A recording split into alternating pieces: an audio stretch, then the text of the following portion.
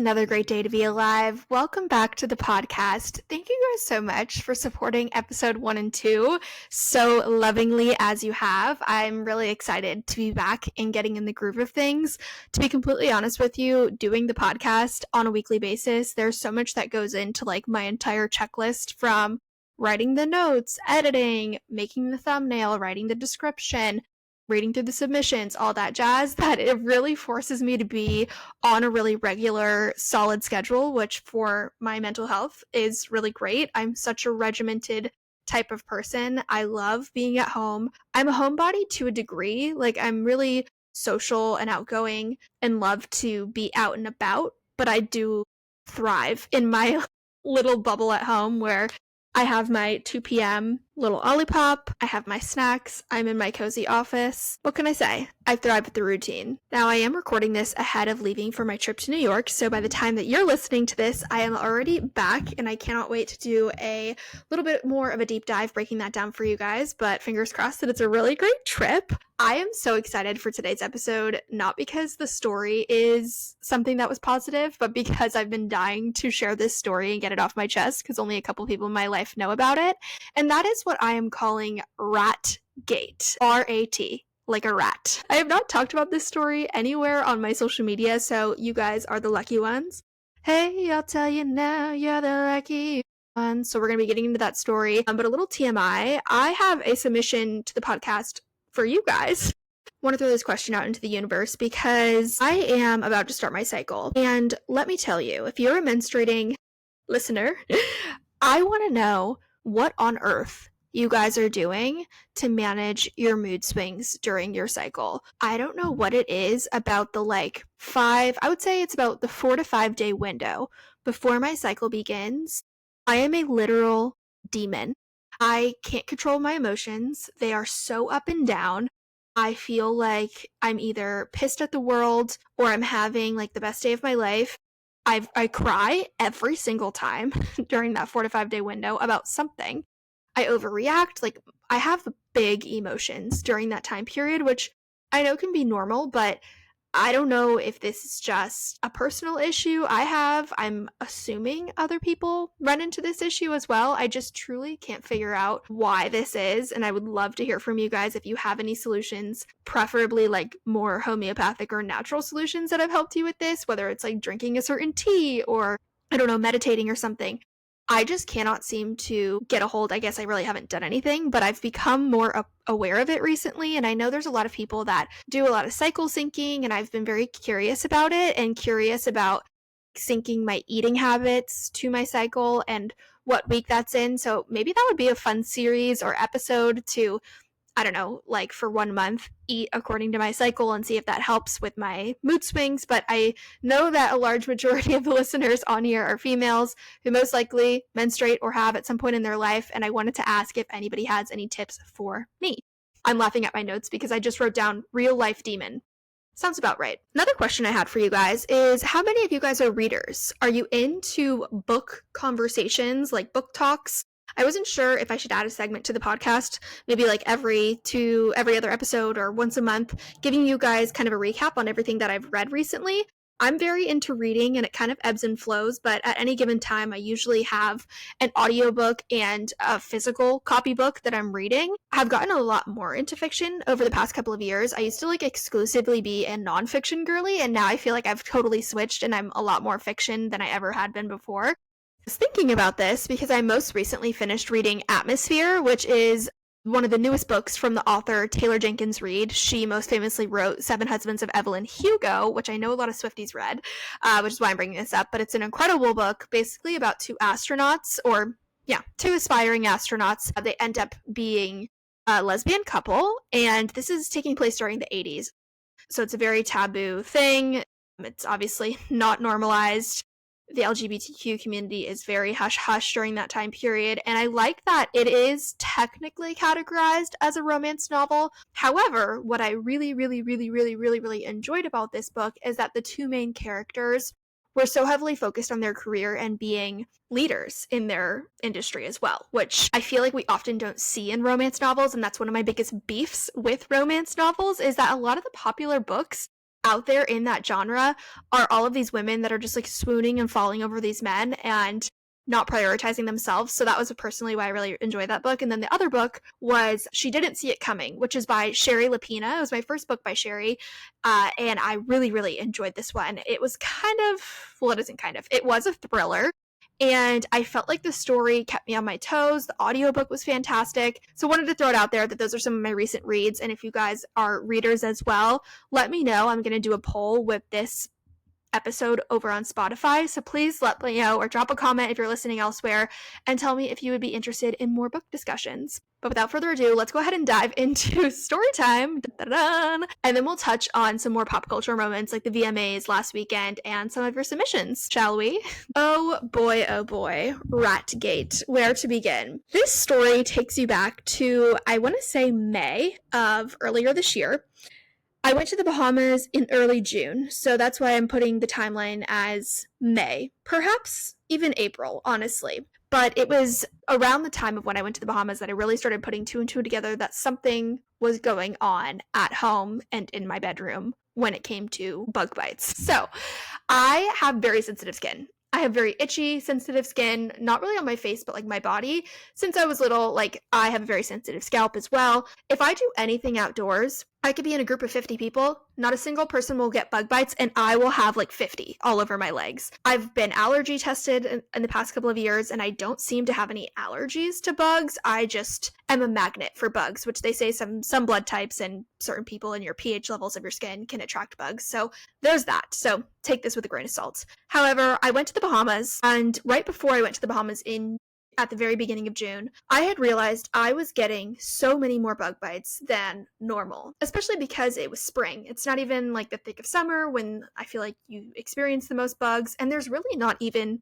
that many bugs in California to begin with. I'm from Florida, where I'm used to there being like 1,000,001 bugs. So it's kind of bizarre that I was getting so many bug bites. The other thing that was really, really weird about this bug bite situation is that it was happening in places where like I would have clothes covering my body. So on my stomach, on my booty, like underneath where I would typically be wearing a t-shirt, pretty much everywhere except for my face, which is really bizarre because I'm like, okay, why would they discriminate? But all that to be said, I noticed when I went to the Bahamas that the bug bites stopped. I was there for a week and I was traveling for that whole week. So I was like, okay, this would be a good experiment. Once I go out of town, I can eliminate whether or not it's like me just having like a bug bite allergy or something, or if it's something to do with my house or my home or my bed or whatever it is. So immediately the logical thought that I had was, oh my God, we have bed bugs. But this also confused me and didn't make much sense because Matt was getting nothing. He has not had a singular bug bite. Never has this issue. Then I started to, once the bug bites were getting worse and worse, I started to put together that it was happening at nighttime because I was documenting, taking photos, which I will spare you from, of the bug bites. So let's say I had like 2 or 3 on my stomach, I would wake up the next morning and I would have like 5 or 6. So I'm like, okay, this is really, really bizarre. And I was convinced that perhaps we had bed bugs and you just couldn't see them. So I was like immediately on this. I notified my management. I'm like, hey, I think we might have bugs. Even though only one of us is affected, please send someone out immediately. I want to get on top of this. So they sent people out twice. 2 separate times, and they confirmed that there was literally nothing. They tore our bedroom to literal shreds. No joke. Every piece of furniture was moved, taken out of the bedroom. The mattress was inspected, flipped. Everything was cleaned, like literally down to the baseboards. Like it was empty in our bedroom, and they were like, we have searched everything. There is nothing. And they said it was kind of weird because for the amount of bites that I was getting, you would expect a more progressed bedbug situation if we really did have them. So I am going crazy at this point because I literally cannot sleep at night. I'm becoming so paranoid. I'm also getting like phantom itching because I'm just thinking about bugs all of the time. And I'm embarrassed as well. Like nobody wants to have 50 bug bites on their legs. And I'm, I have to go to events and all this stuff. So I'm like covering them up and just feeling so annoyed and insecure about it. And there seems to be no solution in sight. So I am like putting my pictures into ChatGPT, asking it to scan the internet to see if you could find anybody with similar situations. I cannot seem to figure this out. So I find this lady on Reddit who had really similar looking bites and pictures, and she said she was the only person in her entire household of 6 people who was getting bites, could not seem to figure it out, but when she did further digging, she decided to have pest control come out and search their attic. So I'm like, okay, that's interesting. I'm thinking, are they going to look for termites? What are they going to find? And she brought up the fact that it could be rats. And I'm like, well, what? Like, why would I have bug bites if there's rats? Well, long story short, I send a frantic email to my management and I'm like, hey, can you please send pest control back out? I want to see if they can search our attic for rats, to see if they have nests, which would then have mites, which would then maybe be coming through the air vents of either my office or bedroom and biting me. Again, why they wouldn't bite Matt, I have no idea. So this guy comes out and he's like, I don't see any rats, but I will put traps in the attic so we could see if there are rats. Well, now I'm having a panic attack because I'm like, I don't want to hurt innocent rats if they're not the issue. But at the same time, Matt's like, the rats don't care about you. I'm like, okay, fine.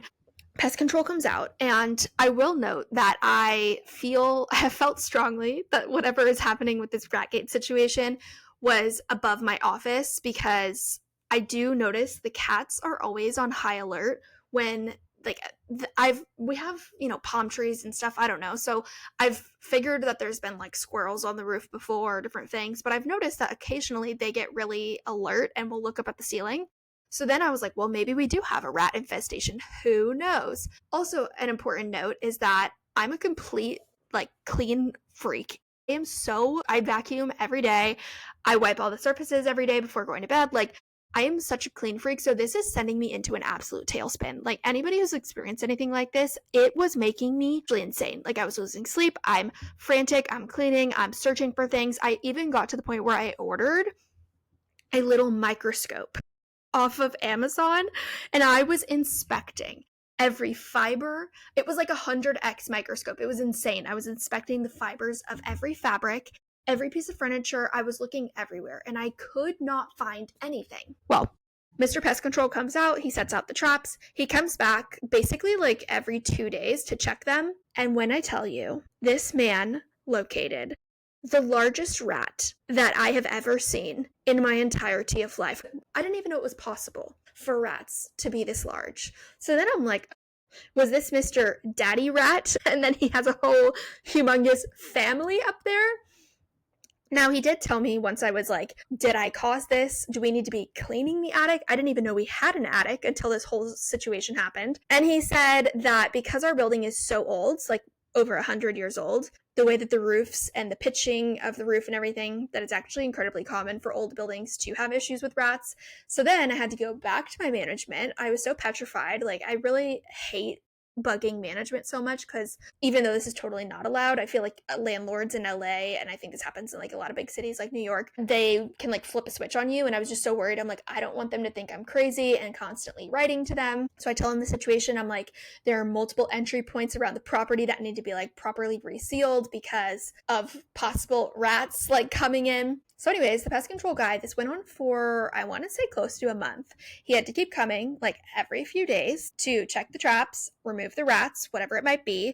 And then the thing was, I just had to cross my fingers that this would possibly remove wherever the rats were living, that whatever bugs they were attracting would go away with them. So then mind you, let me also preface this, so gross, I had to sleep on the couch for this entire time, because that was the only thing that would fix my bug bite issue, was sleeping on the couch. So for about, I want to say it was 5 or 6 weeks, maybe 5 weeks or 4 weeks. I don't know. It was a while, about a month, a little over a month. I slept on the couch. So then I'm also losing sleep because I'm not getting good quality sleep. And I'm also tracking all of my symptoms in ChatGPT to try and put together more info. Long story short, after a few weeks of the pest control guy removing this, which this was only last month, I was able to return back to our room. I did a full, and I want to go back and say that we were offered on several occasions by pest control to fully, basically, I don't know what they do, spray our entire house. But the issue with that is that because they don't really know what they're spraying for, they have to just do the full gamut of toxic chemicals. And he told us that it's really, really, really bad for our cats. and that we have to move out of our place for a week, and that technically you can bring your cats back after a week, but it's just not great for them and their immune systems. And I'm like, well, I don't even use like Clorox, let alone, take the most basic medications, let alone do I want to spray major toxic chemicals in my home if we don't even know if that's really the root issue. So long story short, I decided to see if I could take the natural route. So in conjunction with all of the things pest control was doing with the traps and stuff, I ordered this thing called diatomaceous earth, which I found on the depths of Reddit, and I don't even know what it is.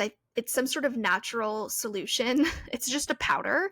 It's all sort of like, I think you're supposed to use it in farms if you're a farmer or something, but it's a natural solution. I spray the powder all over our bedroom, and I basically like fumigated our bedroom for like several days. It was like every other day for a couple weeks.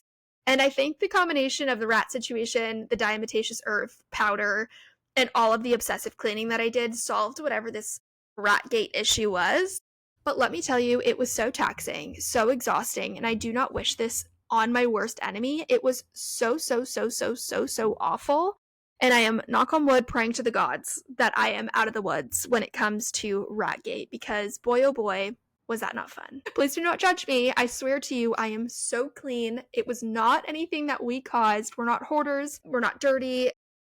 It was just a circumstantial situation, I think. Are we out of the woods? Let's switch gears from rats to celebrities.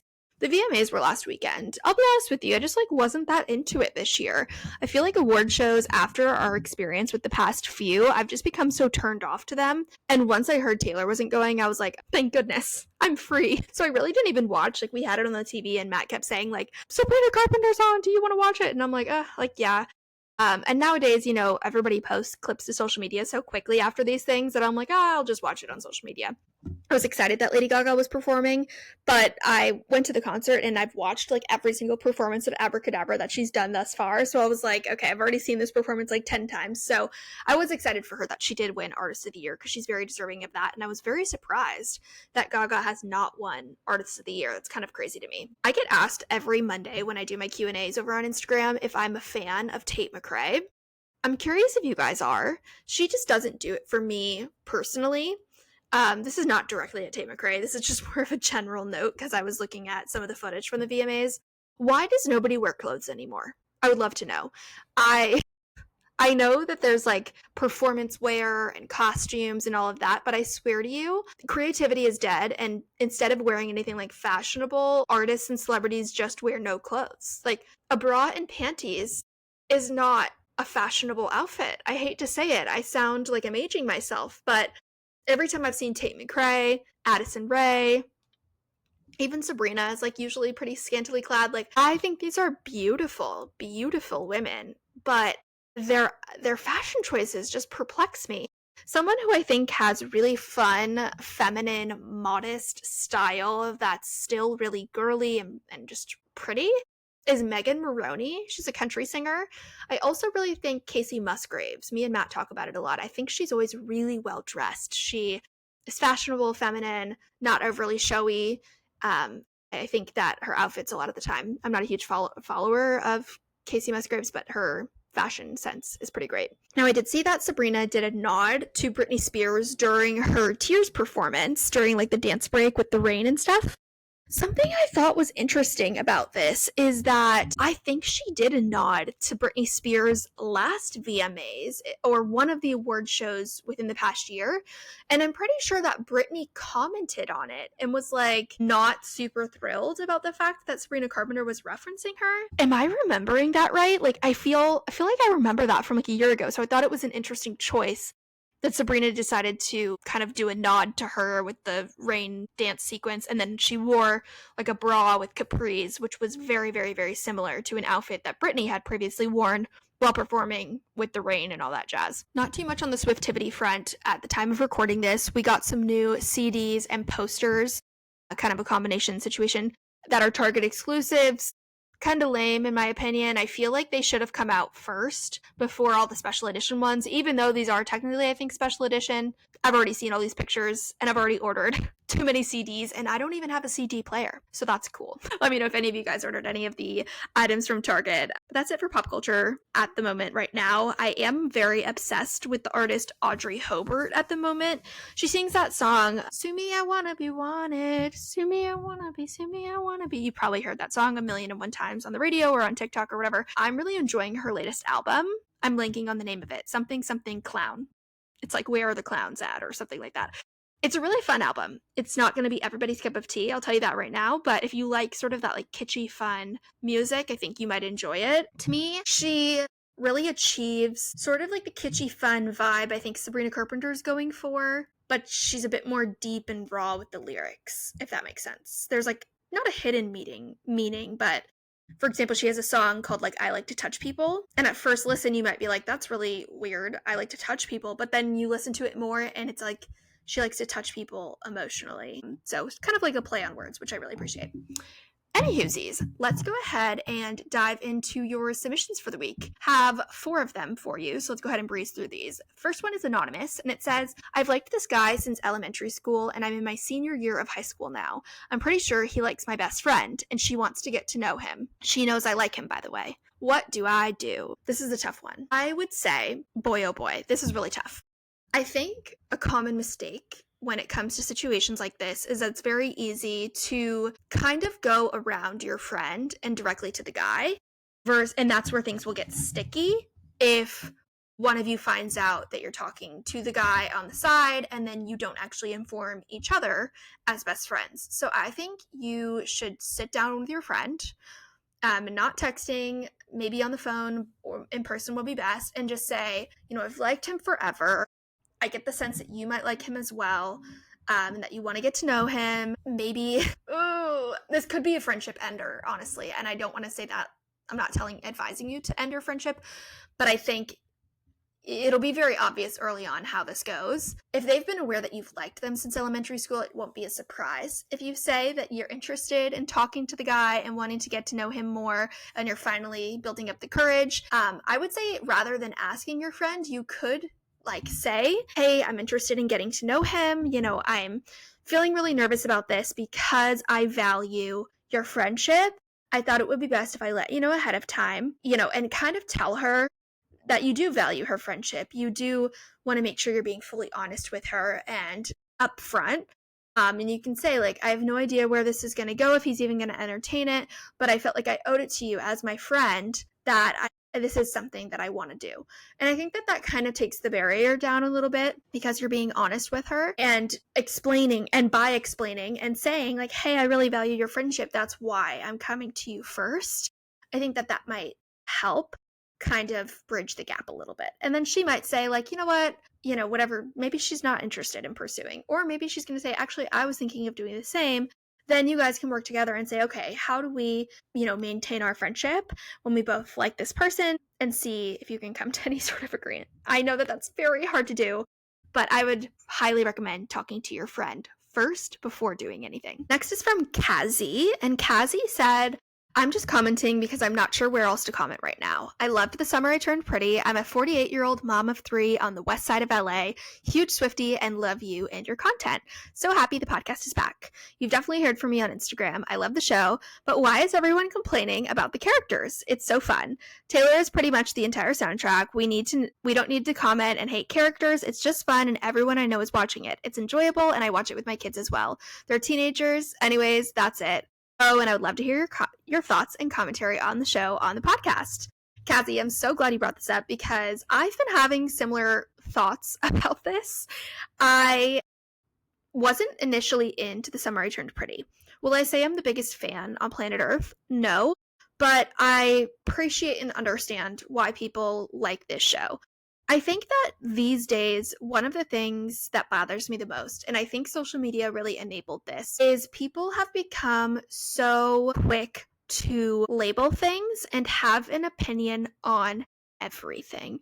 I think that one of the blessings in disguise when it comes to social media is that it really empowered a lot of people. But the downside with that empowerment is that I think people really want to feel a part of something a lot. And rather than actually having your own opinion and being an individual about stuff, everyone needs to be on a team or a side. And I could go on a tangent about this. I think COVID played a role in that. I think politics played a role in that. I think there's so many things that played a role in that. Social media, obviously, like I mentioned. But when it comes to The Summer I Turned Pretty, I feel like obviously escapism is something people are seeking out. And then coupled with the fact that people want to be a part of something, they want to either be, I hate that, a team, I hate this, or team, I love this, and nothing in between. And so for me, I'm like, yeah, do I find the characters kind of silly and annoying? Yes. But I also feel like people are leaving a big part of the narrative out of the Summer I Turned Pretty conversation, which is that this was originally a book. This is a book adaptation. So a lot of the stuff that might seem weird or out of place in the show is probably, I haven't read the book, so I can't say, is probably just weird and strange because it's from a book. And books are known for being extra silly and dumb. Like, there's some movie I watched with Matt recently where the characters, it was a movie that was a book adaptation. The characters are like laying in the middle of the road while it's raining. And in my head, I'm thinking, okay, what about a car coming? But it's a book. It's supposed to be you're not supposed to think about the what ifs. And so I agree with you. They're teenagers. It's supposed to be silly. And I think people just try to get way too deep and prescriptive with everything. And that's one of my biggest annoyances at the moment. My thoughts on the show is I am only on season 2, at the beginning of season 2 still. I need to catch up, but I am team Conrad for sure is where I'm at currently. Honestly, I'm team no Conrad or Jeremiah. If I had to pick one, it'd be Conrad, but I think that Belly needs to break free a little bit from this group and this family. I think she's really heavily swayed by her surroundings in the show, like her friend Taylor and her opinions. Then she's around Jeremiah, she'll be swayed by him. Then she's around Conrad, she's swayed by him. I feel like she needs to do some self-discovery before she keeps trying to dive into things.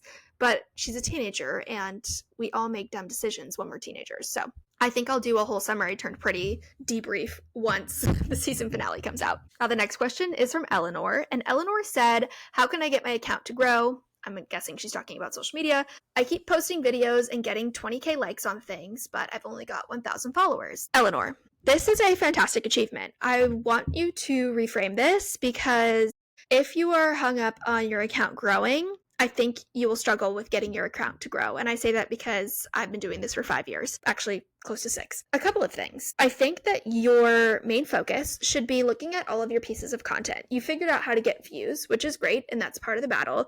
But look at your videos from the perspective of a follower and think, is there anything about this video that is unique to this particular Instagram page? And what would be compelling enough about this video to make me want to follow this page? Because if you're looking at your video and it's something that anybody could create, or it's a fan page, or it's something that is maybe just a trend, there's nothing about it that is uniquely individual to your account, which would draw people in, right? Like, there's a million people who post makeup tutorials, but if there's nothing about the makeup tutorial that is overly compelling, if it's not something that has personality or flair, or it's not educational, or it's not entertaining, or whatever it might be, there's not going to be a reason for someone to click the follow button. So I would say incorporating either, like, you could try call to action, like make sure to follow this account, but I wouldn't even bother with that. I would say try to incorporate more human and more heart into your content and more personality. I'm not saying you're not incorporating personality right now, but those are the things that are unique to you that are going to make people want to follow you. That makes sense. Okay. Last one is from Anonymous, and Anonymous said, I was deep diving about Elizabeth Taylor and showgirl culture. Love that. Here are a few interesting findings, all based around Taylor mentioning 47 a couple of times on the podcast episode. 1947, Elizabeth Taylor was 15 and started a movie called Life with Father. At the same time, the studio started to promote a change in her public image from child star to mature actress. Interesting. She was on the cover of Life magazine that year, and she had 13 covers in her lifetime. The following year, the studio arranged for her to date a football star. Oh my god, I had no idea. even going as far as announcing they would marry after he returned from war. This sounds similar to rumors Tavis has had to deal with. Elizabeth famously was married several times. In her youth, she saw marriage as a way to gain freedom and independence from the studio. As far as 16, this was trickier. Classic Las Vegas showgirl productions no longer exist, but the last one running was the Jubilee. It closed in 2016. The costumes they wore are the same ones Taylor and her dancers are wearing on the cover of the Baby That's Show Business vinyl. Jubilee ran for 35 years and it closed, marking the end of an era. Ooh, I really love these findings. I think that we could totally dive deeper into Elizabeth Taylor and the showgirl culture aspect. I think that you are totally on track with Taylor probably pulling a little bit of a Clara Bow with the song on Life of a Showgirl. I would love, like, I love Clara Bow, and I've always compared it to The Last Great American Dynasty. The way that she did the storytelling in Clara Bow in Last Great American Dynasty is very similar. The way it's like, you look like Taylor Swift, like, you know, it starts as you look like Clara Bow, and then it transitions into you look like Taylor Swift the same way she's like talking about Holiday House, and then she transitions to, and then it was bought by me. Like, she goes from past to present tense, and I absolutely love that. So I could see there being that similar storytelling with Elizabeth Taylor on, like, is the song called Elizabeth Taylor? I don't know if it is or not. I'm forgetting what the song is called on Life of a Showgirl. I believe it is. But I'm excited. I think this parallel is really fun. Perhaps we'll have to do a deeper dive once the album comes out. But thank you guys so much for sending in your submissions. I hope you guys have enjoyed all 3 episodes thus far of, I was about to say Life of a Showgirl. Life of a Showgirl, Life of a Podcaster, of Another Great Day podcast. I'm always open to your feedback and suggestions, so go ahead and fill out the form if you have an episode topic request, you want to send in a story time of your own for me to react or talk about, if you need any advice, and of course, any Swiftivities or pop culture Easter eggs that you have for me. My name's Reagan. Thanks so much for being here. I'm wishing you a wonderful week ahead, and I will see you on the next one. Bye!